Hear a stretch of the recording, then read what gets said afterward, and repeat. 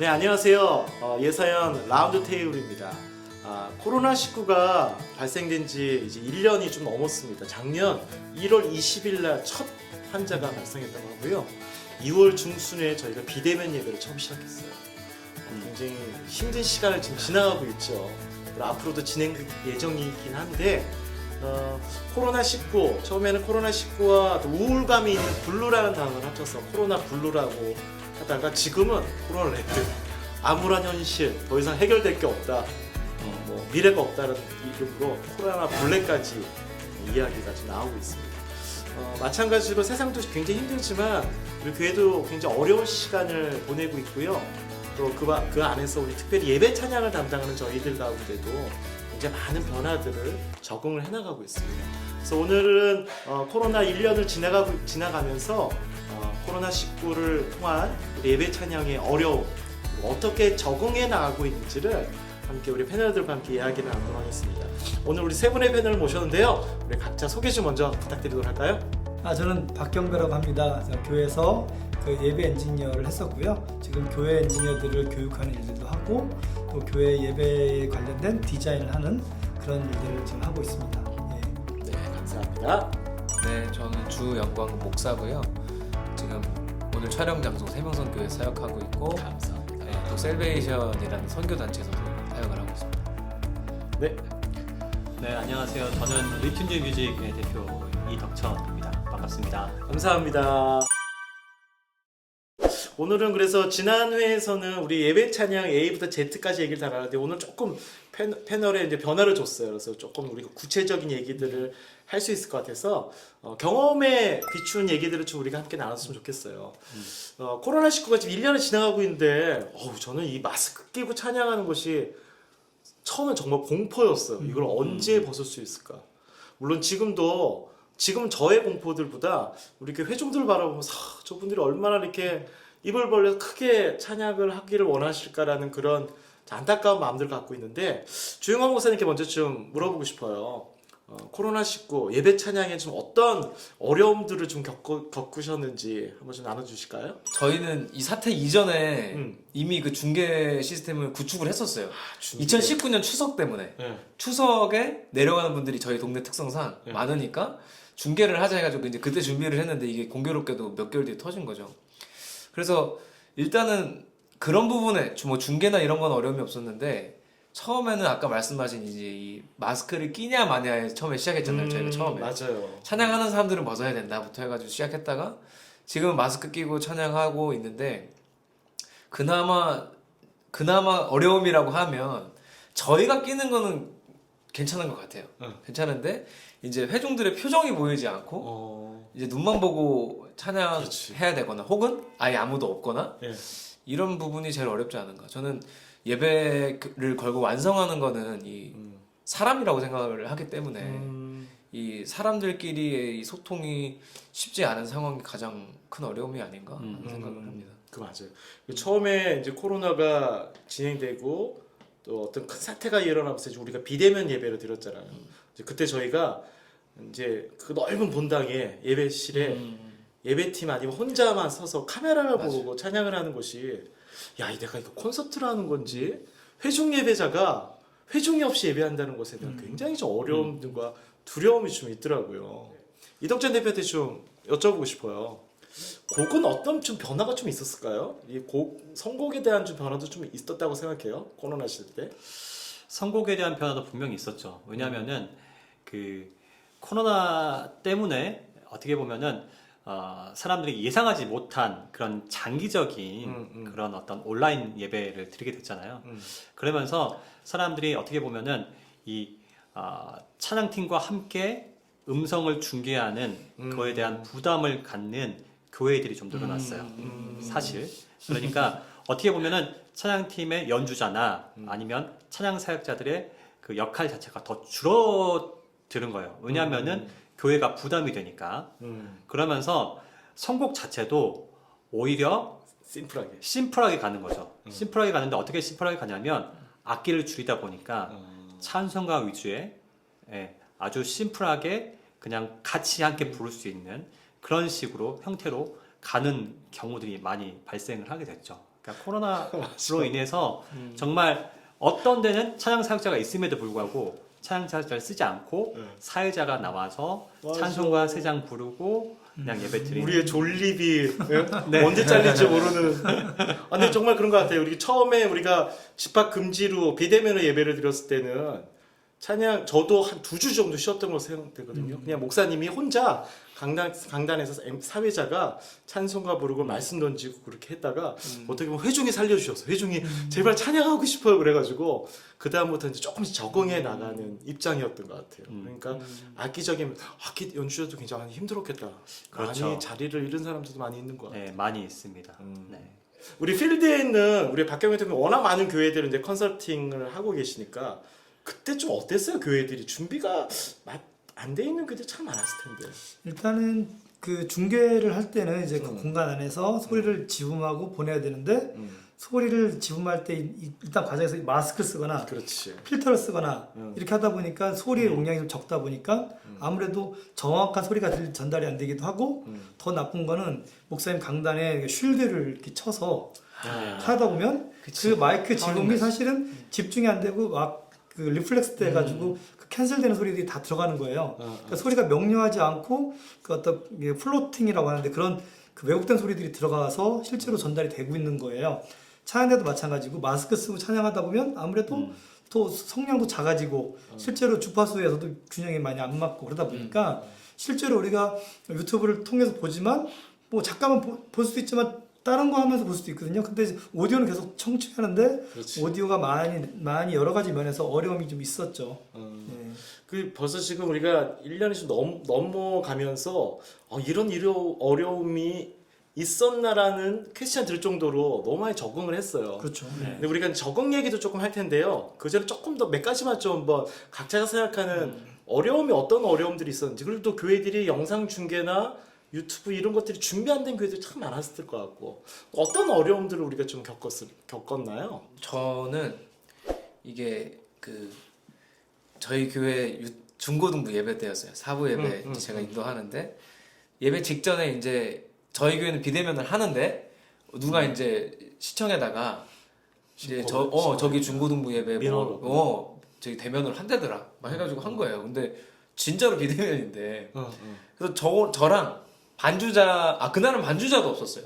반주자까지 빼고 저희 진짜 저 혼자였거든요. 아무도 없었어요. 여기 그 촬영하는 친구 1명, 저 1명, 그 300석 넘는 강당에 그 딱 둘이 있는데 이제 그 신고를 받고 전화가 왔고 저희 아닌다 하고 말을 했고 시작을 했는데 이제 그 신고하신 분이 궁금하니까 유튜브 중계를 들어오신 거예요. 네. 유튜브로 다 관심을 했어요. 네. 그래서 제가 채팅창 보면서 예배하니까 채팅창에다가 이제 진짜 비대면 맞나요? 막 하면서 하시는데 제가 나름 또 그걸 잘했나 봐요. 이게 카메라 보고 인도를 이렇게 하니까 사람이 있는 것처럼 생각을 하신 거예요. 그렇지. 이거 비대면 아니다. 그래가지고 야 카메라 좀 끝까지 당겨라. 가지고 계속 다 보여드리고 했던 적도 있었어요. 맞아. 네. 근데 알고 보니까 그분이 이제 우리 교회 중고등부 아이 이제 안 다니시는 부모님이었던 거예요. 이해를 못 하시는 네. 그럴 수 있겠구나. 그래서 애가 계속 교회 가고 싶다고 하니까 말하면 뭐해. 저런 어려움들은 네. 정말 공무원들 매부 예배 오겠다. 그래가 좀 어려운데. 예, 저 이제 예배 인도자, 회중 예배 인도자로서 또 교회를 전체를 또 준비하는 목사님으로서 그런 이제 또 어려움들을 분명히 겪으셨고, 음악적인 좀 어려움들은 어떤 것이 좀 있었을까요? 음악적인 어려움은 뭐 아까도 뭐 잠깐 이야기했지만 그 연주자들이 계속 이제 좌불안석인 거죠. 왜냐면은 언제 우리가 이거를 해야 되나? 교회에서 콜이 없으니까 언제 이거를 해야 되나라는 그런 좌불안석이었던 그런 연주자들이 상당수가 있었고, 또 한 가지는 성도님들이 영상은 괜찮아, 어떻게 하든지 간에 뭐 카메라 3대 4대 있고 막 조금 큰 교회들은 다 있으니까요. 괜찮은데 이거를 음성으로 뽑아낼 때 이게 불편한 거예요. 자꾸 잡음이 막 들리고 막 그런 어떤 그 화이트 노이즈가 계속 발생하고, 이런 것들을 어떻게 해결해야 될지 교회들이 몰랐을 때 이제 그런 것들을 이제 컨설팅 해주고 네, 어떤 식으로 장비를 바꾸고 이런 것들 해야 될지 맞아요. 네, 그런 것들 해줄 때 어떤 측면에서 우리가 너무 이제 이것을 준비하지 않은 가운데 갑자기 파도처럼 밀어닥친 일들이라 뭐 유튜브 영상이나 이런 것들은 지내고 있었지만은 거기에 아주 그것이 메인이 되는 역할로서의 어떤 준비들은 없었던 것 같아요. 박 대표님이 좀 얘기 좀 해주시면 어떨까요? 음향 또 그런 영상 중계에 대해서 교회들이 준비가 좀 굉장히 안 돼 있었죠. 이제 그 기계가 좀 변화되는 트랜지션 포인트가 있었어요. 그러니까 과거에는 이제 ST라는 이제 방식의 일반 카메라를 쓰다가 이제 우리 핸드폰이나 TV도 이제 HD 바뀌었잖아요. HD로 바뀌는 전환점에 이런 일이 생겼고 또 아날로그 콘솔을 쓰고 있는 교회도 있고 디지털 쓰고 있는 교회인데 바뀌는 과정에 이런 일이 생긴 거예요. 이런 참에 같이 잘 전환이 된 교회들은 그래도 그렇게 사용돼서 무리가 없게 갔는데 그렇지 않은 교회들은 사실은 이제 그 회중 예배를 중요시 여기는 부분에서는 그냥 예배를 드렸죠. 사실은 조금 어디는 안 들리고 어디는 좀 잘 들리고 너무 크고 이럴 수도 있어도 그냥 예배 드렸어요. 뭐 밸런스가 안 맞아도 그냥 예배를 드렸어요. 하지만 이걸 다 모아서 내 핸드폰이나 내 노트북에 소리가 나올 때는 굉장히 밸런스가 중요하게 되는데 이런 것들이 사실은 간과돼서 예배의 그 오디오 퀄리티가 굉장히 문제가 많이 됐었죠. 맞아요. 그게 이게 예전에 몰랐는데 똑같이 우리 교회 예배가 유튜브로는 송출되고 있었는데 이거를 이렇게 유심히 보진 않았지. 근데 여기에 얼마나 준비가 안 돼 있는 음향과 밸런스가 안 잡혀 있는 것 전문적으로 얘기한다면 그런 소리가 나가는 것을 그때 이제 우리가 알게 된 거였던 거였어요. 그러면 자연스럽게 우리가 적응기를 좀 얘기를 하면 또 문제에 대한 얘기도 좀 할 수 있을 것 같은데 예배 찬양 인도자는 아까 좀 얘기했잖아요. 그 마스크를 끼고 공허한 곳 가운데 예배 인도하는 어려움이 있었는데 그걸 어떻게 좀 적응을 하셨습니까? 이 기간을 지나면서 제가 읽었던 좋아하는 책 중에 이제 마르바던이라는 학자가 쓴 책이 있어요. 근데 이 예배학자가 예배와 연극을 비교를 해요. 근데 우리가 많이 착각하는 게 예배에서 회중이라고 하면은 보통 우리는 앉아 있는 사람을 생각하고 그다음에 뭐 연극에서 배우라고 치면 앞에 있는 찬양팀이나 목회자 그리고 이제 감독 그다음에 하나님을 생각을 해요. 근데 이 사람이 아니다라고 하면서 뭐라고 하냐면 하나님이 회중이고 하나님이 관객이고 그렇지. 목회자가 감독이고 우리가 배우다. 앉아있는 모든 사람이 배우다. 이제 이런 이야기를 해요. 그러니까 그게 저한테는 굉장히 지금까지도 되게 중요한 부분인데 그게 실전이 된 것 같아요. 어느 순간부터 여기에 몇 명이 있냐, 누가 있냐, 뭐 어떤 형태로 있냐의 문제를 넘어서 내가 진짜 하나님 앞에서 예배하고 있구나. 그럼 굉장히 이런 부분. 와닿는 거네. 이제 어떤 말해서 더 본질에 집중할 그렇죠. 수 있는. 진짜 아무도 없어도. 단 한 분의 그 관객인 하나님을 더 바라볼 수 있는 그럴 수밖에 없는 상황이 됐죠. 네. 아니면 우리가 카메라에 춤을 출 수밖에 없는 상황이었으니까 누구를 향해서 예배해야 되나. 굉장히 도전적인 얘기였던 것 같고요. 또 제 생각에는 저도 이제 찬양할 때 이제 그냥 일반적인 예배할 때 그냥 찬양하다가 마스크 쓰고 좀 제약적인 환경에서 찬양하다 보니까 찬양의 가사, 텍스트에 굉장히 집중하게 되더라고요. 저 스스로가 그러니까 메시지 가사에 더 내가 은혜를 더 찾게 되고 오히려 더 좋은 점도 있는 것 같아요. 그런 점에서. 맞아요. 이게 우리가 그 회를 거듭하면서 들어가는 그 찬양 가운데 결국 그 본질을 바라보는 어려운 가운데 그런 일들이 있었던 것 같기도 하고 또 어떤 면에서는 이제 인위적이기도 하지만 우리 모든 교회가 또 예배 사역자들이 전문 유튜버가 된 역사적인 일들이 아까 누가 얘기했잖아 한 20년 동안 이루어질 일을 단 한 1년 만에 우리 교회가 아주 그 시간들을 아끼는 시간들이 되었는데요. 우리 박 대표님은 좀 얘기 좀 해주시죠. 어떠한 적응들을 우리 교회들이 하고 있는 거를 보셨는지 방송명 쪽에서. 저는 이제 방송 일도 하고 또 교회 일도 두 가지 하다 보니까 실제로 예배를 중계해서 보내는 형태들이 있었어요. 근데 대부분 물론 지금도 아직은 좀 부족하지만 그 앰비언스 그 이펙트 마이크라고 하는데 회중들이 사운드를 집어서 내야 되는데 그 부분에 되게 약했거든요. 근데 방송에서는 공개 방송 같은 데는 무조건 그 회중 마이크를 잡기 위해서 마이크를 엄청나게 설치하고 그거에 대한 노하우와 기술이 엄청난데 교회에서 방송하는 거에는 그 부분이 약한 거예요. 다 같이 교독하시겠습니다. 그러면 사회자만 나오고 회중 속에서 교독이 들리지만 녹음된 건 안 들리거든요. 찬양할 때도 마찬가지고 이런 부분들이 이제 그 유튜브를 통해 예배드리는 사람들은 그냥 팔짱 끼고 들을 수밖에 없는 상황이 되는데 이런 부분들까지 이제 많이 성장되어 있는 것 같아요. 장비적인 면은 좀 어때요? 예를 들어서 어떻게 보면 음향과 영상 쪽은 우리가 유튜브로 방송을 해야 되기 때문에 워낙 이 재정에 대한 차이 갭이 크잖아요. 그렇죠. 근데 그렇게 되다 보면 이게 간극이 더 넓어지지 않았을까? 제가 요즘에 이렇게 좀 이렇게 여러 교회들을 정말 많이 다니는데요. 요만한 상가교회에 있는 교회도 어떻게 하냐면 요즘에 제가 좀 가르치다 보니까 저보다 더 잘해요. 어떻게 하냐면 예배 믹싱을 하고 하우스 믹싱을 하고 밖에 나가서 그 아이패드로다가 또 그렇지. 스트리밍 믹싱을 하고 이거에서 이제 뭐 하냐면 프로툴스라는 프로그램을 써가지고 컴프레싱을 다 걸어서 프로툴까지. 이런 조그만 교회에서도 컴프레싱 걸어서 하니까 너무 좋아요. 저한테 얘기하더라고요. 이건 이제 사실은 브로드웨이에서나 쓰는 뭐 그런 그 한스 지머에서 쓰는 팀들이 하는 건데 이런 개척교회에서도 이렇게 해요. 비용이 크게 들지 않더라도 뭐 한 달에 얼마씩만 내면 되니까 찬양을 위해서 그만큼 더 투자하고 기꺼이 하더라고요. 보니까 많이 성장되고 있어요. 이건 교회가 크냐 작냐가 문제가 아니라 얼마나 노력하느냐 안 하느냐 차이인 것 같아요. 관심이 있는 그렇죠. 거죠. 관심. 그럼 어떤 면에선 아까 본질적인 얘기도 했지만 서비스에 대한 측면도 있는 것 같아요. 그러니까 회중들이 교회를 오지를 못하잖아. 근데 우리는 그들을 만나고 그들에게 예배를 비대면으로 제공을 해줘야 하는 입장으로서의 관심, 또 공부도 있을 텐데 연주자는 음악 측면에서는 또 어떤 적응들이 이루어지고 있나요? 그러니까 우리가 코로나가 어떻게 보면 단기적으로 끝날 거라고 생각을 했단 그렇지. 말이에요. 사람들이. 그러다 보니까 그냥 방금 말씀하셨듯이 연주적인 측면에서 데뷔를 그냥 안 하는 거예요. 처음에.